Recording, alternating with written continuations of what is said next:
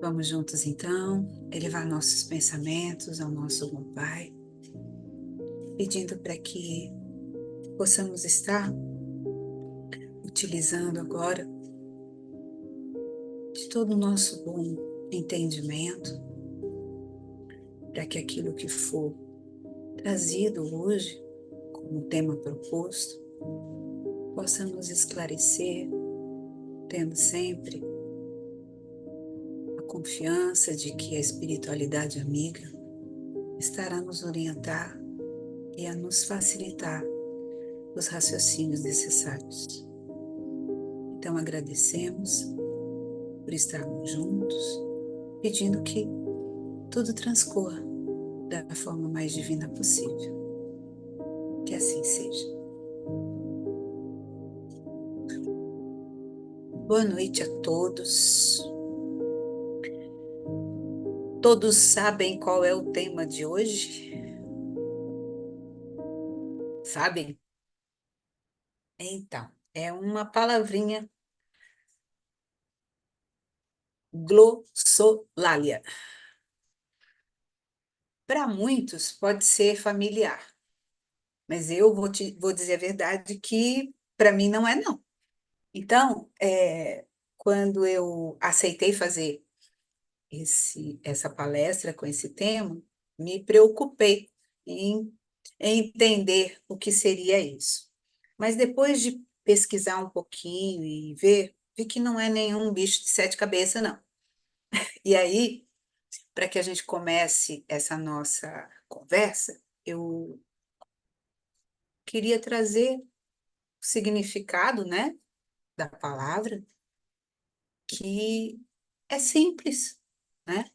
Então, se a gente for, de certa forma, traduzir, glossolalia, a gente teria glossa, que seria língua, e teria, do grego, né, o lalo, que seria fala. Então, seria falar em línguas. Para quem já teve a oportunidade de acompanhar alguns outros estudos nossos, ou para quem já tem como hábito ler a Bíblia, vai lembrar que essa, esse falar em línguas foi descrito também em um momento bem específico na Pentecostes. E aí, esse momento era no Ato dos Apóstolos, e aí os apóstolos estavam sendo, da forma como era dito, sendo é, intuídos pelo Espírito Santo, né? E isso é muito interessante porque parece algo muito misterioso, parece algo fenomenal, mas de verdade, o que ocorria era só uma manifestação mediúnica, processo mediúnico, onde foi possível que todos aqueles que ali estavam presenciassem essa facilidade que foi permitida ter aos apóstolos de se manifestarem em línguas desconhecidas por eles. Só que glossolalia é uma linguagem diferente dessa que aconteceu em Pentecostes. Porque em Pentecostes, mesmo os apóstolos estando falando em línguas diferentes daquelas que eles conheciam como sua língua nativa, como a língua que predominava na região deles, todos os outros que ali estavam, ditos como estrangeiros, conseguiram entender de que se tratava e do que eles estavam falando. Então, nesse momento, mesmo sendo uma referência dessa glossolalia, ela ali não está sendo realmente descrita na verdade dela, porque a explicação de glossolalia significa sons e palavras ditas de forma ininteligíveis. Então, o médium ele vai estar se expressando numa linguagem não identificada. É como se fosse um idioma que no planeta Terra nunca se ouviu falar. Ele não tem uma gramática, não tem uma construção formal. Ela não tem uma estrutura gramatical. É como se fossem é, frases, palavras sem sentido, sem conexão, sem nada.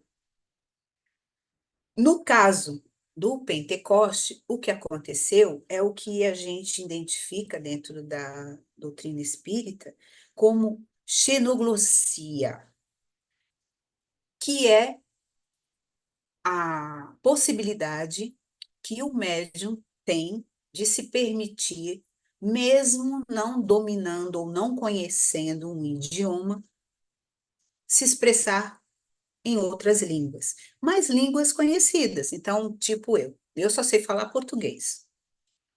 Se eu começar a me expressar num outro idioma, inglês, alemão, alguma coisa assim, eu vou estar fazendo uma xenoglossia. Por quê? Porque são idiomas que eu, enquanto médium, posso até não conhecer, mas que outras pessoas vão conseguir compreender, porque é um idioma conhecido, que as outras pessoas que já tiveram oportunidade ou que são dessa, como é que a gente fala? Que tem essa linguagem como a sua linguagem natural, vão conhecer, entendem? Então, é diferente. Em uma, é uma linguagem desconecta, desconexa, acho que é melhor assim, né? Em que não se tem uma tradução, e a xenoglossia, que é uma fala em outro idioma, mas que tem como ser traduzido. No sentido de que a gente quer ampliar esse entendimento, não só na questão do que é glossolalia, ou eu estou até olhando o nome que eu me perco, tá, gente? Xenoglossia, é para que a gente, diferenciando essas duas, a gente consiga entender qual a proposta disso. Porque não faz sentido a gente buscar entender algo apenas pelo fenômeno. Então, Paulo, ele fala, acho que é na primeira carta a Coríntios. Bom, gente, eu não lembro. Mas ele fala que todos deveriam falar em línguas, mas que o importante ou o mais relevante não é falar em línguas, é você poder interpretar o que foi dito. Então, vamos dizer que numa reunião em que ocorra a glossolalia, normalmente, é um ambiente em que as pessoas acabam, essas que se colocam à disposição de falar em línguas e que têm esse dom, né, de falar, elas estão, de certa forma, possuídas ou em num transe meio que sonambólico, em que elas alcançam uma elevação de pensamentos, de sentimentos, de emoções, que, de certa forma, fazem com que elas se sintam conectadas com o divino, numa linguagem que não tem uma tradução.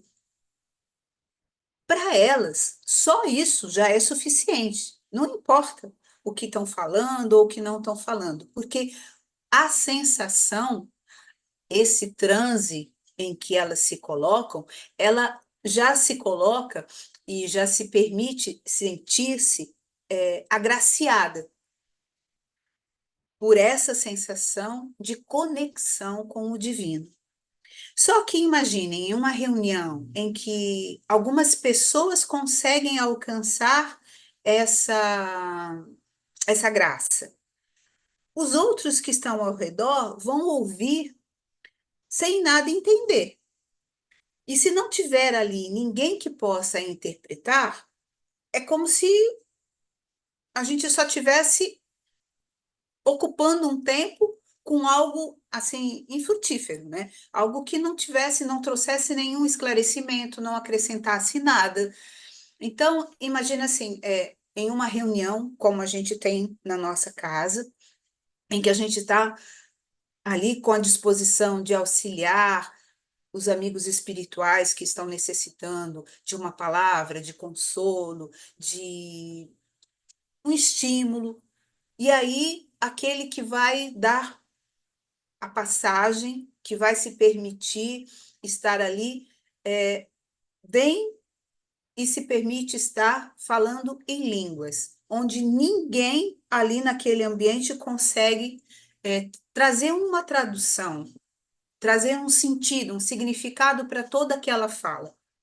É um tempo que, de certa forma, ele vai ser pouco aproveitado, porque a conexão ali é só do médium que está falando em línguas com a divindade que ele acredita estar se conectando. Então, é entre ele e é o espírito e Deus, vamos dizer assim. Então, é algo que não traria tantos benefícios. Por isso, Paulo dizia que todos deveriam falar em línguas. Por quê? Porque é uma sensação muito prazerosa, é algo muito bom você conseguir elevar seu pensamento e se sentir nesse transe, né, nesse êxtase de estar falando e sentindo a presença do divino. Mas, em contrapartida, se eu não souber traduzir em palavras compreensíveis isso. Se eu não tiver alguém que traduza isso, isso não acrescenta muita coisa. Em compensação, todos aqueles que se colocam em condições de profetizar, que é o que Paulo dizia, que seria bom que todos falassem em línguas, mas o ideal é que todos profetizassem. Porque na profecia você tem uma interação com o outro. Você se coloca na disposição de estar servindo ao outro de alguma maneira, né? Agora, com relação à xenoglosia, o que que acontece? Muitas são as explicações que são dadas, mas para que a gente não fique assim imaginando coisas, a gente já sabe que a mediunidade ela tem várias vertentes, né? E que de várias formas um médium pode se manifestar. No caso da xenoglosia, o que pode acontecer é que o médium, que num momento de estar dando a sua passagem, né? A sua manifestação, ele consiga acessar conhecimentos que estão no seu campo inconsciente, vamos dizer assim. Então, como a gente sabe, a gente já teve várias vidas, várias existências, e com toda certeza a gente não ficou só aqui, né, no Brasil. Provavelmente a gente teve a oportunidade de vivenciar experiências, né, em outras encarnações, em nações diferentes e com idiomas diferentes. E essa informação, esse conhecimento, ele não se perde. É um conhecimento que é de propriedade do espírito. Só que a cada encarnação, o cérebro, ele não consegue acessar essas informações de vidas passadas. Mas o que pode acontecer é que em dado momento, quando esse médium se coloca à disposição de servir e tem a oportunidade de acessar esses registros, ele vai poder, então, estar se comunicando em idiomas que nessa encarnação, para ele, seriam idiomas desconhecidos.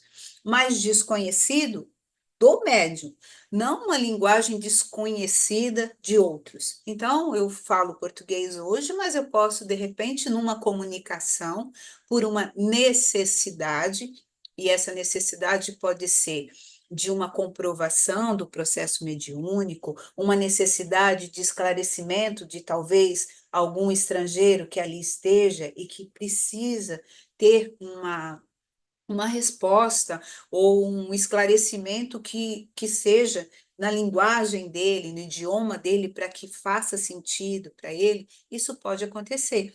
De repente, eu estar me possibilitando falar no idioma que eu não domino nessa existência.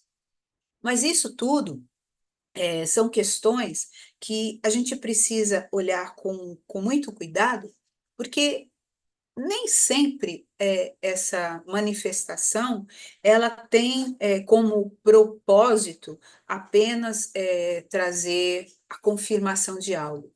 Muitas vezes, e aí depende muito da moralidade do médium e tudo mais, existe muito uma questão de, de se fazer determinadas coisas com o intuito de se sobressair, de se estar se ganhando um certo prestígio ou coisa parecida.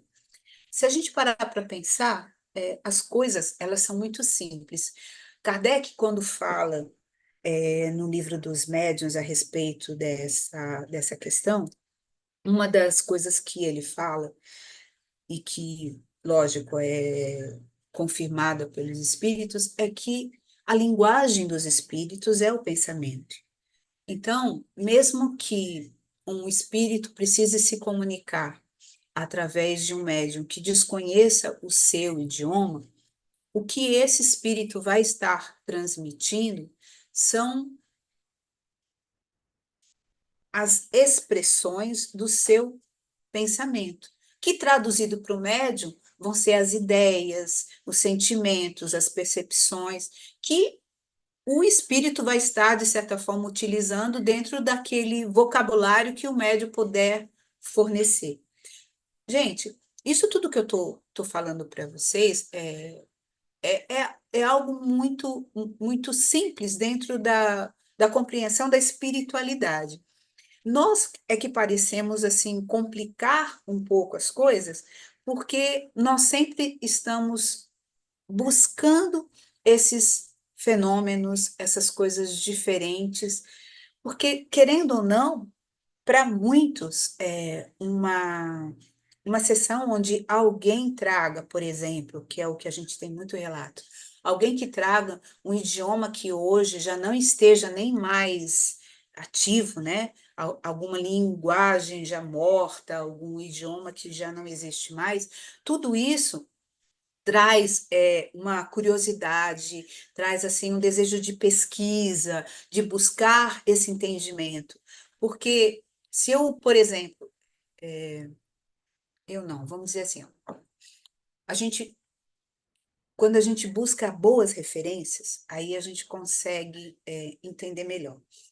Tanto Chico quanto Divaldo vivenciaram experiências de xenoglossia. O que significa isso? Por exemplo, Divaldo. Divaldo, em palestra na Alemanha, eu não vou lembrar quando, ele estava tendo dificuldade com o tradutor. Então, ele estava falando e o espírito que com ele estava não estava concordando muito com o que estava sendo traduzido. Porque tem isso, né?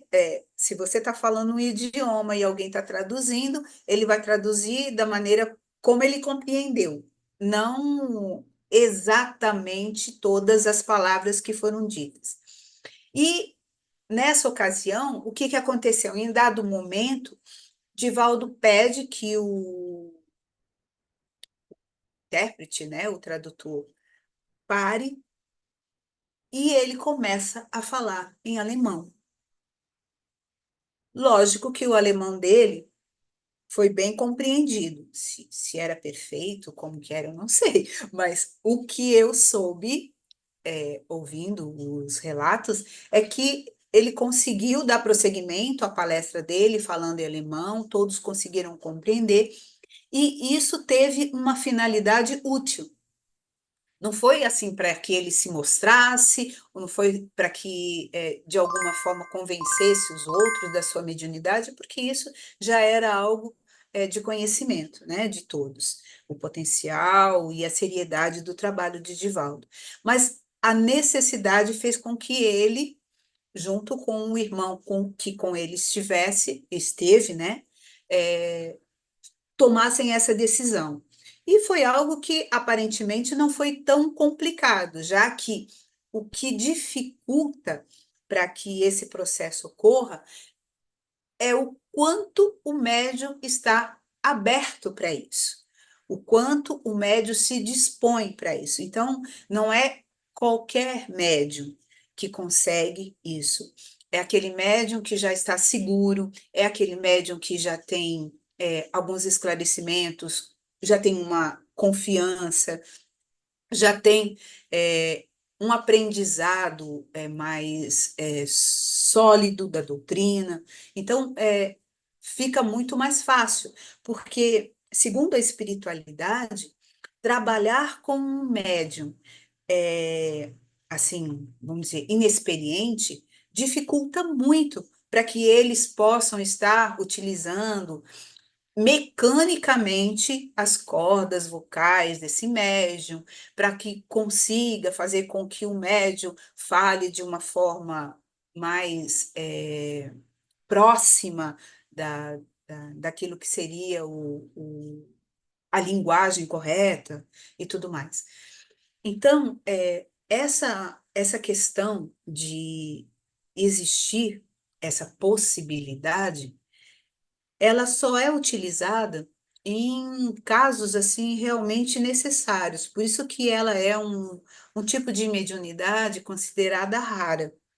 Não se conhece tantos casos de xenoglosia, porque requer realmente essa preparação do médium e também pode ocorrer que o próprio médium, né, ele tenha em seus arquivos essa lembrança, esse conhecimento, e esse acesso nem sempre é tão fácil de ser acessado. Da mesma forma, Chico. Chico também teve alguns episódios em que ele acabou sendo utilizado para essa demonstração, não a título de convencimento de ninguém, mas a título de comprovação da veracidade. Poemas que o Chico psicografou em francês, acho que de Victor Hugo, se não me engano, é, o próprio Emmanuel algumas vezes fez com que Chico psicografasse algumas mensagens em inglês, para que também fosse mostrada essa possibilidade. Então, é uma forma de se com, comprovar não só o processo mediúnico que ali está ocorrendo, mas também uma forma de provar a vida após a morte, porque existem relatos de pessoas que tiveram esse processo de xenoglosia em que traziam até informações de pessoas que já haviam desencarnado. Existe uma história em que, gente, eu não vou mencionar nomes porque eu não vou lembrar, mas tem um juiz em que, numa recepção que ele teve em sua casa, a sua filha teve essa manifestação, ela conversou, não sabendo, né? Ela falava o inglês e um pouquinho de francês. Mas aí chegou como convidado uma pessoa que falava um outro idioma, eu não lembro agora qual era, mas um idioma não muito conhecido, um idioma, acho que era o grego, falando um grego, mas um grego já mais antigo, sei lá se é assim que a gente fala, e conversou com essa pessoa, e nessa conversa, essa pessoa teve até a informação de que uma pessoa da família, uma pessoa que há muito ele não via, já havia desencarnado. Então, houve a possibilidade até de trazer notícias de episódios que aconteceram e que foi narrado neste caso, através de um espírito que pôde se manifestar através dessa médium e utilizando as suas cordas vocais e trazendo essa linguagem a qual ele dominava, pôde também trazer algumas informações sobre outras questões. Então, tudo isso que a gente tá falando é para a gente até reforçar a nosso entendimento daquilo que o Espiritismo traz. Nessa Roseli, minha busca Roseli, para conhecer um pouquinho mais o assunto, eu achei muito interessante que em uma página que eu fui buscar informações sobre essa fala em línguas, né? Existia uma página em que era um pentecostal. Roseli, Oi, é que você eu quer fazer já a tenho pergunta? uns 15 minutos que eu tô com a mão levantada. Ai, sabe por quê? Tem Eu um tô com monte a de sua imagem perguntas. assim, ó.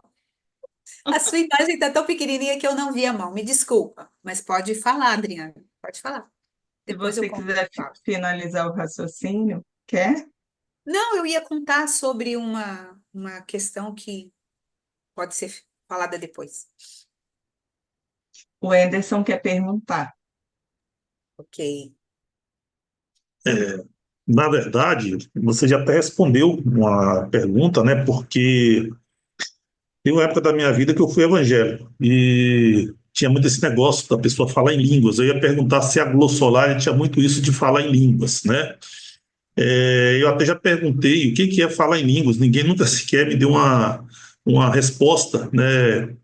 Acho que nem eles mesmos sabem explicar o que é. Eles falam que é uma linguagem divina, uma linguagem dos anjos, alguma coisa assim. E eu tinha uma prima que ela falava, que ela fala, né? Sei lá, ela tá morando em São Paulo agora, não tenho mais contato com ela. E ela também nunca soube explicar por que isso acontece. Aí eu tenho um questionamento. A glossolalia é um fenômeno mediúnico, e o segundo, para que serve? Eu não vi utilidade até agora, nem pelas explicações que você está dando. Obrigado. Glossolalia é, sim, um processo mediúnico. É um dom, segundo alguns, né? Principalmente para os evangélicos, é considerado um dom. Um dom que nem todos possuem, mas que dá para se desenvolver, segundo Paulo. E o que acontece é que é dito como se o Espírito Santo atuasse naquele momento, não é assim? Só que, para nós que já estamos estudando sobre a doutrina, a explicação é que, dentro de um processo mediúnico, a gente se abre para as percepções que estão além da matéria. Essas percepções que estão além da matéria e que fazem com que a nossa mediunidade atue, ela tem a ver com a espiritualidade que nos envolve. E o que ia começar a falar antes é sobre ele é um ai, como é que a gente fala? Prebístero? Como é que a gente fala? Presbítero. Presbítero. É. Então, eu achei muito interessante, porque ele tem essa página, e ele é um admirador e um estudante da doutrina espírita. Então, ele diz que ele, quando começou a estudar o livro dos médiuns, ele conseguiu ver de uma maneira muito clara o que seria esse Espírito Santo que chega e que te dá essa condição de falar em línguas, né? Dita língua dos anjos. Nada mais é do que um amigo espiritual que provavelmente é um grande magnetizador, um magnetizador que faz com que a sua intenção de elevar o pensamento, de trazer uma conexão com o mais alto, se potencialize. E ele esclarece de algumas formas as percepções que ele sente. Então, ele sente um calor na cabeça, nas mãos, algumas coisas que, de acordo com a mediunidade de cada um sente de uma forma. Ele relata como ele sente. Ele sente esse calor na cabeça, sente as mãos mais quentes e sente como se estivesse em transe. O que seria isso? É como se você estivesse conectado a uma outra fonte de energia. É como se você não mais estivesse ligado à matéria e estivesse conectado a uma fonte superior. O que te traz uma energia, te traz um vigor, te traz um êxtase. Por isso, quando a gente, para quem já presenciou, ver alguém falando em línguas é algo meio que frenético. São palavras faladas de uma maneira muito rapidamente, com movimentos, como se fosse até uma dança. E tem todo um processo em que você se esquece do externo e você está ali conectado. Por isso que Paulo diz que é um pouco. Não foi essa palavra que ele usou, mas eu vou usar como eu entendi, como algo muito individual ou individualista, porque é você e o divino, você e o sagrado, você e o Espírito Santo, ou você e os anjos, sem compartilhar com os demais. Por isso que não faz tanto sentido, ou melhor, não é tão interessante em termos de aprendizado, de enriquecimento, do que a xenoglosia. Porque na xenoglosia, você pode até estar falando num idioma que você não conhece, ou que nem todos conhecem, mas alguém ali vai conseguir traduzir, alguém ali vai conseguir trazer um significado. E aí não se perde aquilo apenas como uma conexão individual do espírito com a divindade. Respondi isso? Ou ainda ficou? Na verdade, pelo que eu entendi da sua explicação, é, parece que é algo incompreensível ainda para a gente aqui, né? Você colocou como se fosse algo trazido pela espiritualidade e a gente não compreende, a gente teria que sentir. Se a gente está no lugar, a gente teria que, quando a pessoa começasse a falar em línguas, a gente teria alguma espécie de sensação. Seria isso? Só para finalizar a minha parte? Obrigado.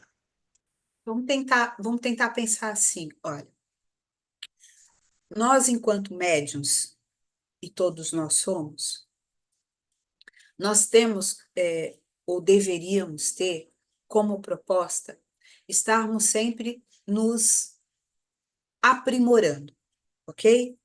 Então, se eu me coloco numa tarefa a ser realizada, a minha abertura não é para que eu apenas esteja angariando recursos individualmente, mas sim que eu possa estar trazendo informações que sejam úteis a um grupo, ok?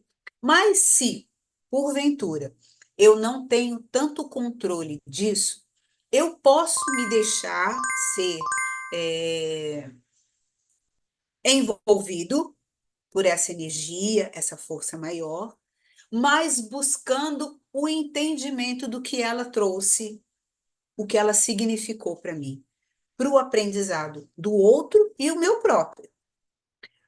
O que se perde numa sessão em que só existe a glossolalia é que é muito um aspecto de transe. É igual um sonâmbulo, né? Que tá ali. Mas mesmo o sonâmbulo, muitas vezes ele no transe sonambúlico dele, ele responde perguntas, ele consegue trazer esclarecimentos. O que se perde é essa linguagem, que pode até ser uma linguagem que já existiu e não existe mais, porque provavelmente esse que está em transe, ele não está sozinho, ele deve ter um grupo de espíritos amigos que ali estão nessa magnetização para que ele esteja recebendo essa boa energia, fortalecendo a sua conexão com o divino, mas que ele não alcançou. O que eu estou trazendo aqui, dentro do que até Paulo propõe, é que todos nós deveríamos ter essa experiência de falar em línguas. Por quê? Porque deve ser uma coisa muito fantástica. Tipo assim, alguém que consegue um êxtase através de uma meditação. Alguém que eleva seu pensamento e consegue essa conexão com o divino. Se reconecta a ele, se sente parte desse todo. É fantástico, não é? Mas o mais importante seria, então, que a gente, além disso, a gente não se limitasse a ficar apenas neste ato em si, mas que isso fortalecesse todos aqueles que estão ao redor, entendeu? Tem duas mãozinhas agora. Qual é que vai falar? O meu apoio, acho. Primeiro? Não. Fala, Chico. Boa noite a todos. Você está falando agora há pouco, e eu lembrei que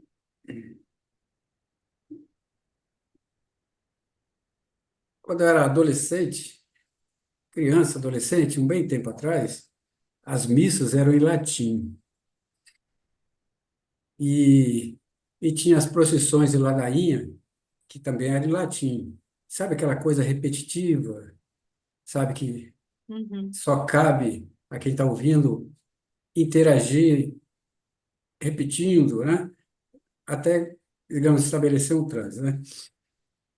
Então, mas quando eu era criança, adolescente também, eu brincava de falar na língua do P. É, Só é nós ali verdade. estávamos entendendo, quem estava do lado, Aham. né? Que ele fala assim, "Ih, que bobeira, né?" Mas só para lembrar, né? Mas, bem, hoje parece que essa glossolalia, né? Ela é mais praticada nas denominações pentecostais, né? Exato. E, e existe, pelo que eu já pude ver de vídeos, né, existe todo um ritual onde se canta, se dança, se incentiva as pessoas a gesticular e até chegar nesse transe, né? Então a pergunta é se até onde tem o patológico da pessoa ou o lúdico daqueles que estão ali. Qual a influência dessas duas características, duas coisas que está em cada um de nós, né? Sobre para essa manifestação de glossolalia. É, dentro da ciência, na parte psicológica e psiquiátrica, existem muito estudo, muita pesquisa em relação a esse comportamento, né? E a gente nunca pode descartar que isso também não seja de ordem física e orgânica. É possível? Sim, é possível. Mas o que a gente está trazendo aqui é esse aspecto mais ligado à religiosidade. Então, dentro desse entendimento, é, o que a gente entende é que é um processo que continua a ocorrer, mas que para a atualidade, para os entendimentos, para aquilo que hoje a gente já tem de consciência, não mais necessitariam ocorrer desta forma, não é? Porque um latim ainda mostra que existe uma, uma classe eleita daqueles que entendem, né, o latim, ou uma língua que você escolhe formatar. Também identifica quem são os eleitos para a utilização e para decifrá-la.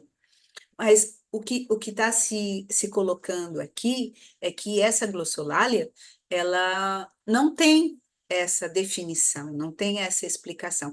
Mas, ao mesmo tempo, se ela for um ato de verdade, porque existe também um pouco de excessos, né? A gente sabe que o ser humano também é assim, né? Não é tudo tão bonitinho assim. Vai lá, eleva pensamento, se conecta com o divino e começa a falar em línguas. Muitas vezes você falseia essas coisas porque você não quer ser o diferente que não fala. Você quer ser aquele que fala também, né? Vai falar, todo mundo fala, eu vou falar também, né? Ninguém vai entender mesmo o que eu estou falando, não tem problema nenhum. Mas o que que eu estou dizendo? Eu estou dizendo que se existe verdade nisso, existe também toda uma, que a gente fala, uma, todo não é proteção, existe todo um envolvimento de, de espíritos sérios, de espíritos moralmente elevados, que ali estão e que reconhecem aquele como um, um igual. Ao mesmo tempo que a gente não pode ressachar, a palavra está certa? É isso. A gente também não pode desconsiderar, porque é algo importante, sim, é algo importante, porque se eu tiver acesso a essa conexão e essa conexão me trouxer o estímulo necessário para que eu faça minhas mudanças de ordem moral, de atitudes, tá válido. Entende? Então, o nosso olhar não é de julgamento para aqueles que fazem, mas sim para um entendimento do quanto isso é válido, porque é a mediunidade se expressando, se for a verdade. Mas se não for, aqueles que estão hoje falseando vão ter que um dia, numa tomada de consciência, se adequarem, porque não vai ter lugar eternamente para esses que estão ali apenas com o intuito de se mostrarem, não é? Então, quando a gente fala de mediunidade, é muito complicado, porque sempre vem aquela questão do animismo. Aí, por exemplo, aquilo que eu falei há pouco, se eu tenho a percepção de que o espírito que quer se comunicar através de mim, ele está usando uma linguagem que eu desconheço, eu preciso questionar se só tem essa forma dele fazer. Dentro da educação mediúnica que eu porto, eu posso fazer isso. Só pode ser desse jeito? Não teria um outro jeito de você fazer? Você não poderia trazer um esclarecimento? Porque não é só o médium que precisa se adequar, o espírito que vai se manifestar também tem que se adequar. Se naquele momento ele não consegue se expressar de uma outra forma, tipo assim, eu só sei, aprendi a falar inglês, eu vou falar inglês porque não consigo de outra forma. Existe a comunicação através do pensamento. E existem várias formas desse espírito buscar fazer com que ele seja entendido, sem utilizar a linguagem de um idioma desconhecido ou que o médium não domine. Entendem? essa questão que a gente está conversando agora é para a gente saber que existe, mas não para a gente dificultar as coisas, mas para a gente trazer clareza. E falar, é possível que isso aconteça? Lógico que é possível. Se eu tenho no meu acervo, na minha memória, de outras encarnações, conhecimentos que eu posso hoje utilizar, não só a questão da linguagem, mas conhecimentos musicais, artísticos, conhecimentos seja qual for a área, se eu tiver como acessar, que bom que eu posso trazer isso.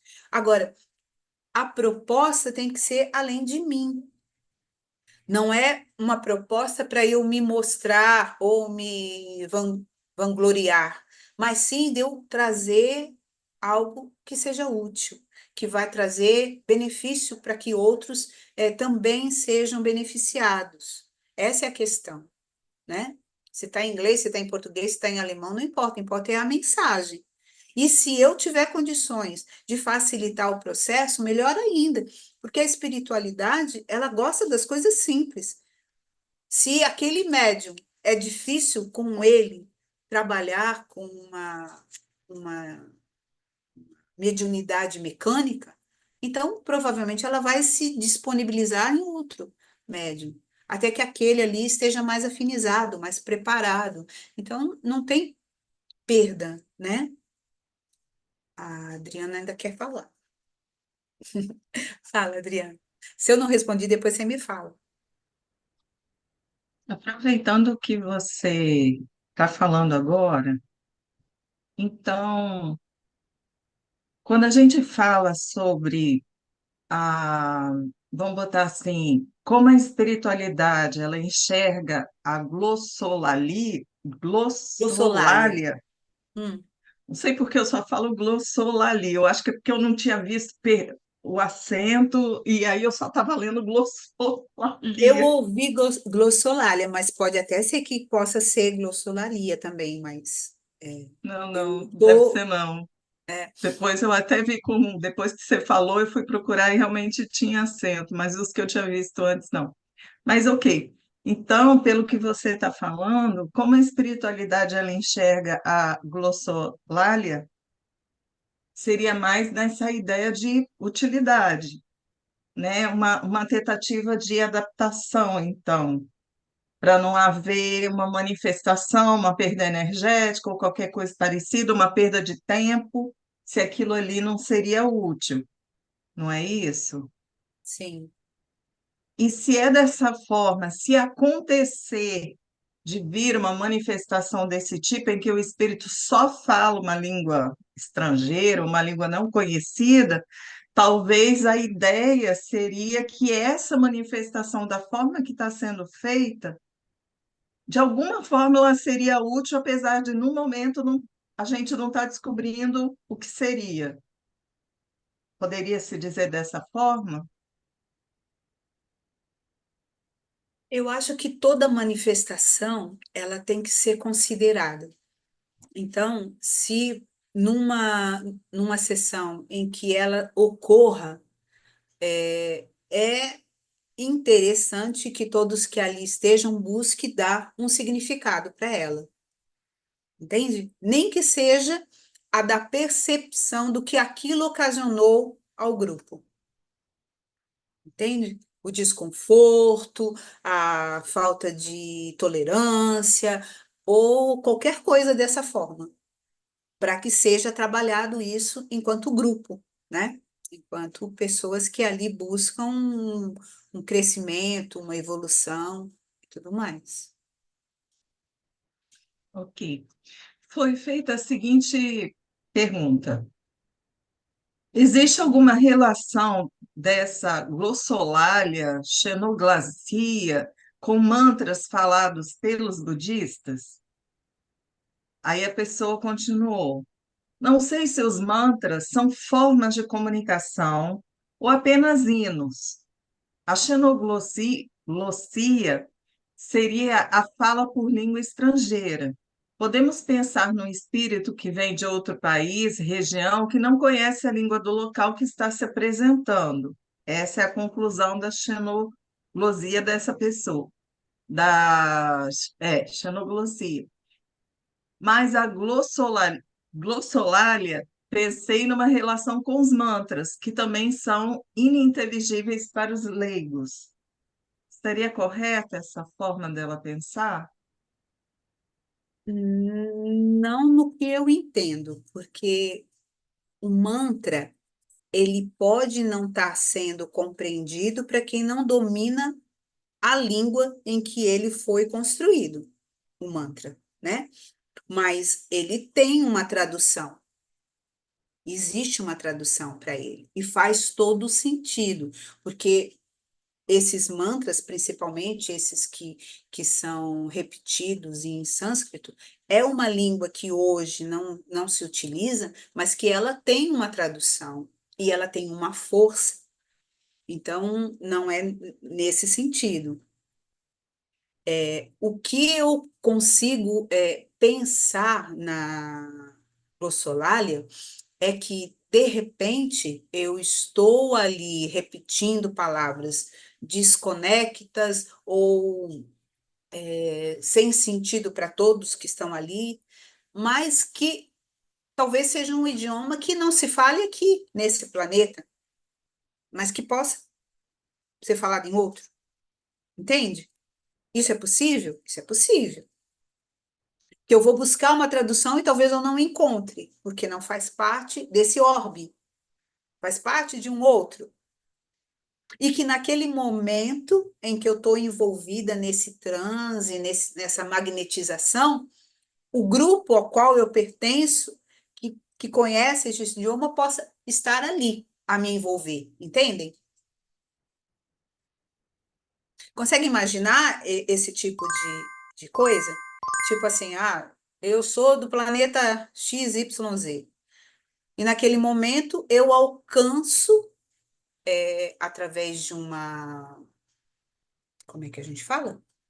Quando eu saio do corpo, né? Através desse meu. Eu alcanço essa minha referência, que não é daqui, mas que aí eu acesso esse conhecimento que eu já tenho, esse idioma que eu conheço, e nesse contato com isso, eu me reconecto a esse povo, a essa ancestralidade da qual eu faço parte, o que me causa um bem-estar, porque a glossolalia, ela tem essa característica de te trazer esse bem-estar. É algo que te traz esse transe positivo, benéfico, né? Para a ciência, nem tanto, porque quando eles identificam isso, é como se fosse alguma questão mais neurológica, de alguma doença mais neural, né? Então, aí é outra coisa. Mas pensando nessa parte religiosa de acessar esse divino, é algo prazeroso. Segundo dizem, depois de uma, um trabalho em que se traz essa língua se falar em línguas, as pessoas ficam muito bem, ficam muito em paz. Então, é uma coisa boa, não é uma coisa ruim, né? Mas não dá para comparar com um mantra, porque o mantra você estabelece um procedimento para te trazer uma serenidade da mente, tudo, mas tem uma explicação para tudo isso. Não é uma linguagem assim desconhecida. Tudo bem? Respondi? Gente, eu acho que esse assunto um dia a gente vai ter que estudar, tá? Porque o que eu estou trazendo aqui foi o pouco que eu absorvi, é o pouco que eu consegui pegar. Com certeza tem muito mais coisa. Por exemplo, se a gente for. Quer ver? É sempre bom a gente buscar as obras básicas, né? Para falar alguma coisa. Aí, se a gente for no livro dos médiuns, no Livro dos Médiuns, tem uma pergunta que Kardec faz, que é a seguinte: os espíritos só têm a linguagem do pensamento, não dispõem da linguagem articulada, pelo que só há para eles uma língua. Assim sendo, poderia um espírito exprimir-se por via mediúnica numa língua que jamais falou quando vivo? E nesse caso, de onde tira as palavras de que se serve? Aí os espíritos respondem para isso: acabaste tu mesmo de responder a pergunta que formulaste, dizendo que os espíritos só têm uma língua, que é a do pensamento. Essa língua todos a compreendem, tanto os homens como os espíritos. O espírito errante, quando se dirige ao espírito encarnado do médium, não lhe fala francês nem inglês, porém a língua universal, que é a do pensamento, para exprimir suas ideias numa língua articulada, transmissível, toma as palavras ao vocabulário do médium. Então, significa dizer que não importa qual é a nacionalidade do espírito que vai se comunicar, ele vai se comunicar através do pensamento. Agora, se ele quiser se manifestar em outro idioma, ele vai ter que utilizar o vocabulário do médium, fazendo as devidas adequações da linguagem. As informações que são ditas para entendimento é que quando a linguagem do médium que vai se comunicar é muito diferente do médium comunicante, eles trazem muitas figuras no mental desse médium para ele poder traduzir. Então, é a partir daí que ele vai fazer a sua comunicação verbal, através dessa visualização. Então, não tem problema se o espírito é de outra nacionalidade e não sabe falar o português. O problema é como ele vai passar, através do pensamento, para esse médium, aquilo que ele quer trazer. Então, é essa linguagem, a do pensamento, que faz com que tudo ocorra. Tem uma outra pergunta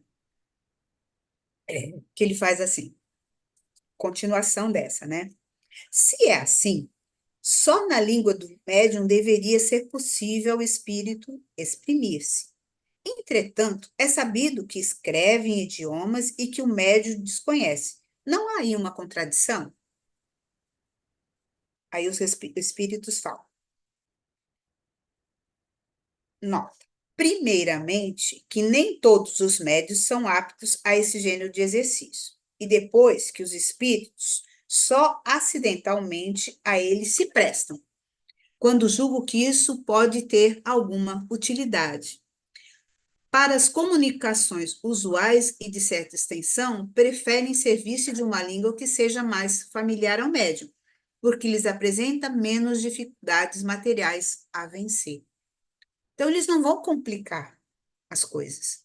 Se o médium não tiver condição de acessar ou se permitir, né, esse acesso mais que mecânico, eles vão fazer de outra forma.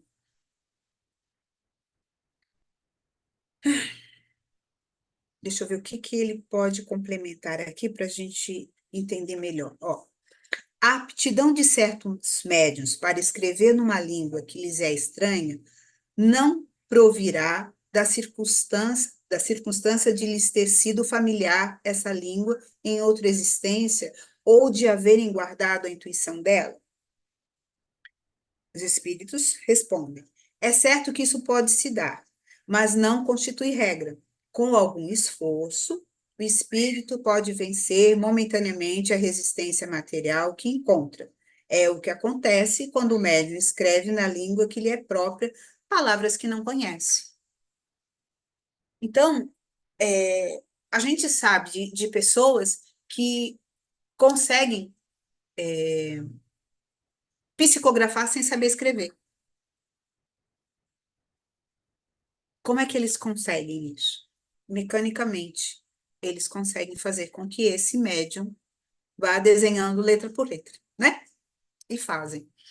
Então, se ele domina ou não domina o idioma, isso não é impeditivo de que a verbalização ocorra ou a escrita ocorra. O que vai acontecer é que alguns vão ser um pouco mais complicados do que outros, certo? Então, esse assunto que a gente está conversando agora, é lógico que é para a gente saber que isso é possível, mas é mais para a gente também não ficar tendo resistência às coisas, né? Porque eu posso não saber determinado idioma, mas isso não quer dizer que eu vou dificultar que um espírito que tenha como linguagem própria esse idioma, ele também não possa se manifestar se assim for o seu desejo. Mas mais do que se preocupar como foi feita essa manifestação, é a gente se preocupar em entender o propósito dela, né? Porque não faz sentido eu buscar fazer parte de um grupo em que eu sei que ali eu vou ter uma comunicação de um espírito que vai trazer uma linguagem que eu não conheça. Em que eu aprendo? O que eu aprendo aí? Eu aprendo que a comunicação existe, mas o que de real importa é se a mensagem trazida é relevante. É isso que importa, não é? Então, gente, não tem muito o que ser dito a respeito disso.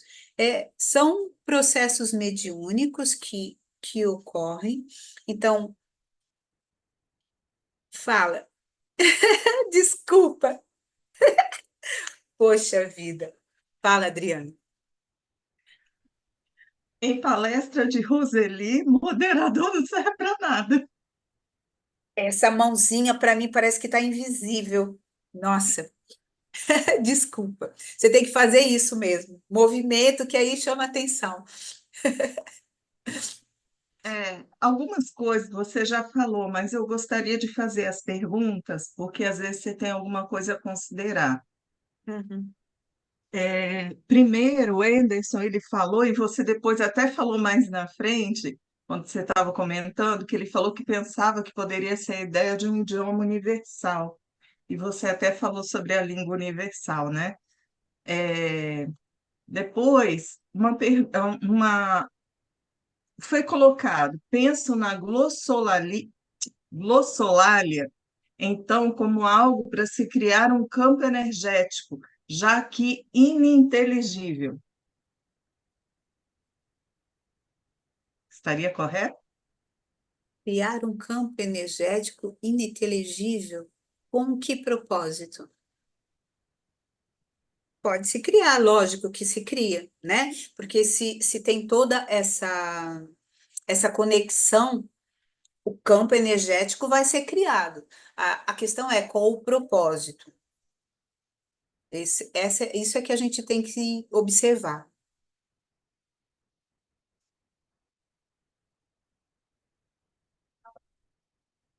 Ok. Outra pergunta. Qual a diferença energética e espiritual entre os mantras e as orações realizadas na nossa língua atual?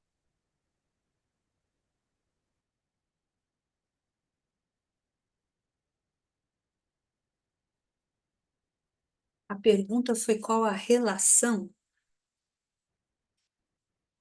Qual foi? Repete a Qual a pergunta. diferença energética e espiritual entre os mantras e as orações realizadas na nossa língua atual? Eu vou falar da forma como eu compreendo. Quando você fala de mantras, e eu acho que quem está perguntando aí está perguntando de mantras que são mantras já bem antigos, de línguas já como sânscrito, de línguas já até mortas, que significa dizer que elas já têm um- uma construção de um longo tempo. É tipo assim, se você tem algo que já foi muito experienciado, muito vivenciado, muito utilizado e muito, como é que a gente fala quando alguma coisa é. Quando você tem algo que, por ser muito repetido, por ser muito testado, ele ganha força e ganha como se fosse vida própria, vamos dizer assim. É como se esses mantras eles estivessem tão impregnados energeticamente que eles já têm uma vibração própria. Vocês já devem ter ouvido falar de alguns símbolos, por exemplo, né? Porque, principalmente dentro das religiões hindus, existem muita simbologia. E as palavras em sânscrito, elas estão muito ligadas a esses símbolos também, que são símbolos de força, de poder. Então, essa construção, ela já está solidificada. Então, quando você acessa esse campo dessa energia, você já está acessando algo que já tem força própria, ok? É lógico que se você é uma pessoa descrente, você vai falar de qualquer jeito um mantra, e aí ele não vai ter a mesma força. Mas se você tem um bom propósito de utilizar esse mantra da maneira correta, utilizando a verdade dele, né? Ele vai funcionar perfeitamente. A diferença com as nossas orações é que as nossas orações hoje nem sempre a gente eleva tanto o nosso padrão vibratório. Às vezes a gente está fazendo uma oração, mas é uma oração apenas de quem reclama, se revolta, e traz um monte de outras questões antes de verdadeiramente fazer o processo de gratidão, de adoração, que é o que os mantras já trazem. Os mantras, eles já trazem essa construção solidificada, que é a gratidão, é o reconhecimento do universo e toda a abundância que ele oferece. Então, é só a questão de concentração de uma e da outra. Tem diferença? Tem diferença dependendo de como você alcança, o que você alcança com a sua oração. Se é uma oração fervorosa, verdadeira, não vai fazer diferença, você vai alcançar da mesma forma. O que eu estou entendendo é que aquilo que já tem força, você vai só se ajustar a ela e intensificá-la. E quando você parte da sua oração, é uma construção que você precisa estar ali muito consciente do que está fazendo. A diferença é essa, uma construção que já existe por si só e uma construção que você está fazendo. É como um Pai Nosso, né? A oração em si só, ela já é forte, ela já é perfeita, porque Jesus, quando ensinou, ele deu um modelo perfeito de uma oração.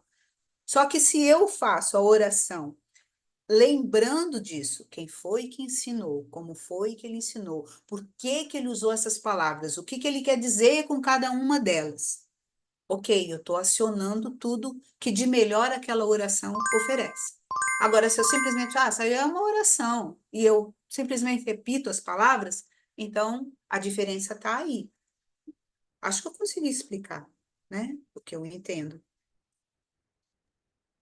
Tudo bem? Última pergunta. Mas essa pergunta, se você não souber, não tem problema, tá? Eu Que vou ela falar que não não está sei. bem. Que ela não. É uma expressão que não estava assim bem dentro do estudo.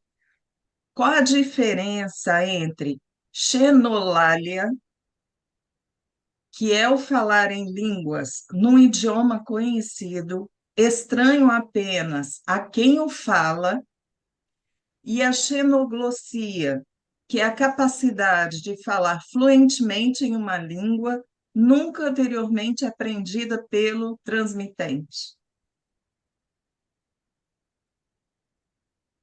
Então, essa definição da glossolalia, ela não está correta, porque aí está dizendo que é só ele que não conhece, aquele que está falando. Mas, na verdade, não. Todos que ali estão não conhecem. Não, mas nesse caso, Roseli, não é glossolalia, é xenolalia. Não, você falou as duas. Xenolalia, E você fala, xenoglossia. é,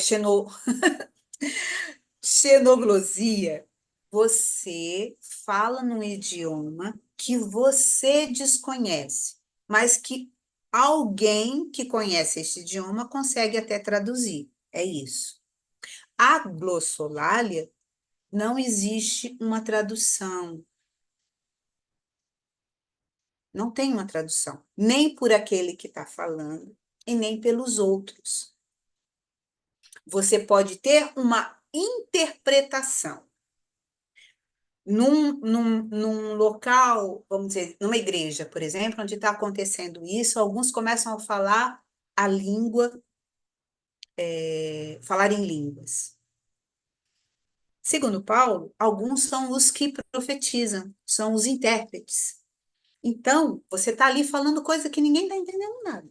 Mas alguém, intuitivamente, vai chegar e vai falar: isso, se trata disso, daquilo, daquilo outro. Ele não está traduzindo, ele está interpretando, porque a língua, nessa fala, ela não tem tradução, ela tem uma interpretação. Já nessa xenoglasia, é uma língua que o médium não conhece. Mas por exemplo, é uma língua que existiu numa tribo indígena, não sei aonde, que se tiver alguém ali que conheceu, vai saber. Ah, ele está falando do meu idioma, que é de não sei onde. Ele vai traduzir. Tem uma tradução. A diferença das duas é essa. Uma tem tradução, a outra não tem. Entendeu? É bem isso. Mais alguma coisa?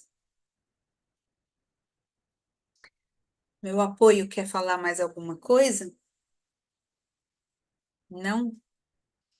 Então, gente, olha, é um conhecimento bem superficial disso.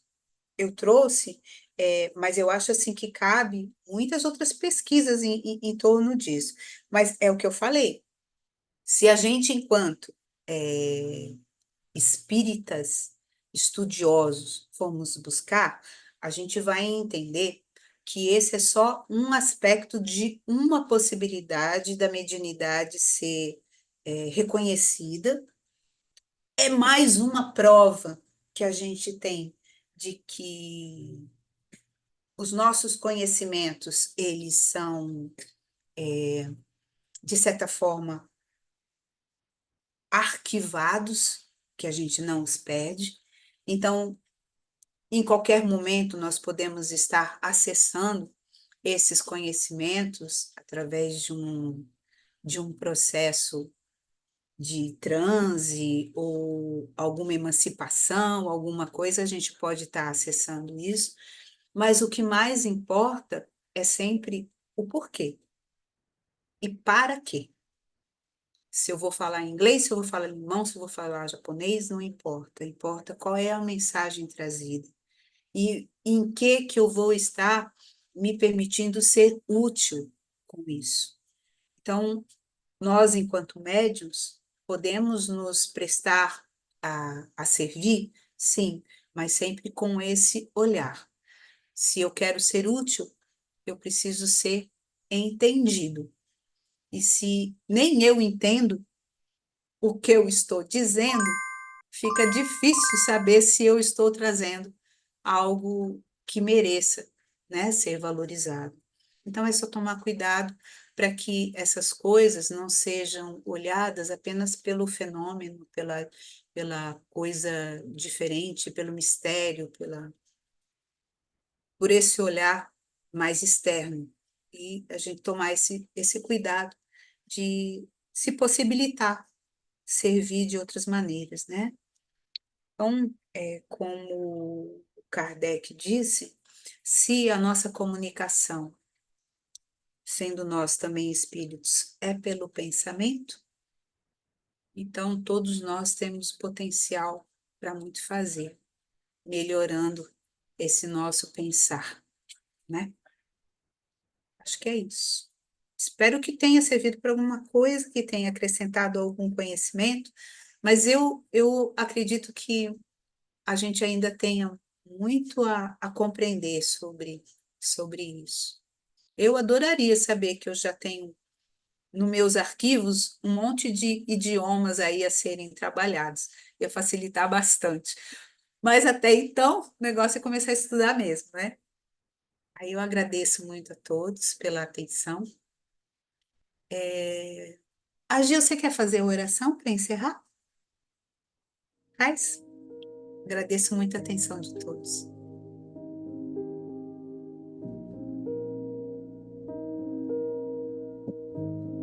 Mestre Jesus, amigos da espiritualidade, agradecemos a oportunidade desse estudo que trouxe atrás nós esclarecimentos que só ficava no nosso imaginário, digamos assim.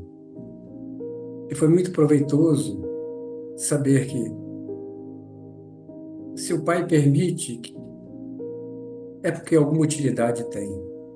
E agradecer para que hoje, pelos que trouxeram para nós essa utilidade, esse propósito, e que possamos daqui para frente olhar para esses irmãos, para aqueles que trazem coisas que não são do nosso entendimento, sem os seus olhares de julgamentos, respeitando e sabendo que tudo é para nosso aprendizado, tudo é para nosso crescimento. Que o nosso Mestre Jesus nos ilumine e nos guie hoje e sempre. Que assim seja.